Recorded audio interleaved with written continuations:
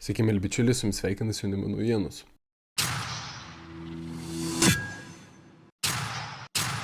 Noriu padėkoti visiems, kas prenumeruoja kanalą, pasidalina vaizdo įrašais, jūs pakomentuoja ir paspaudžia patinka, nes tai yra didžiausias paskatinimas kurti toliau. Sveikinu visus su kovo 11 diena, Lietuvos nepriklausomybės atkūrimo diena.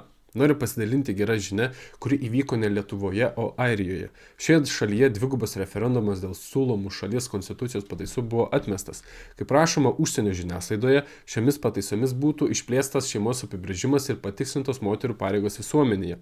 Jeigu susirastume Airijos konstitucijos 41 straipsnį, viename iš jo punktų yra numatyta, kad valstybė įsipareigojo ypač rūpestingai saugoti santuokos institutą, kuriuo grindžiama šeima ir ginti jį nuo išpuolių.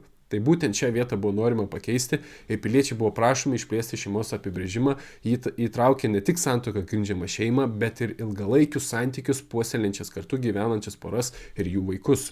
Aišku, matomai pats svarbiausias akcentas, kad tos poros galėtų būti vienos lyties. O šią situaciją labai įdomiai pakomentavo šalies ministras pirmininkas Leo Varadkaras. Mūsų pareiga buvo įtikinti daugumą žmonių balsuoti taip. Žodžių formuluotės labai panašios kaip ir pas mus. Mūsų valdantieji irgi mums, kaip visiškiams neišmanėliams, kai mes gimėme, augome šeimoje, patys kūrėme šeimas, bando įtikinti ir paaiškinti, kas iš tiesų yra šeima, tai paneigiant pačią konstituciją, priimtą tautos referendumu. Ne, ačiū, nereikia. Šiai valdžiai reikėtų pagalbos pačiai suprasti, kas yra kas, o ne mums. Tačiau džiugu, kad sveikas protas pradeda pasiekti vis daugiau pergalių. Neseniai Čekijos senatas atmetė Stambulo konvenciją. Dirbkime, kad mums taip pat pavyktų ginti savo šalies konstituciją. Iki.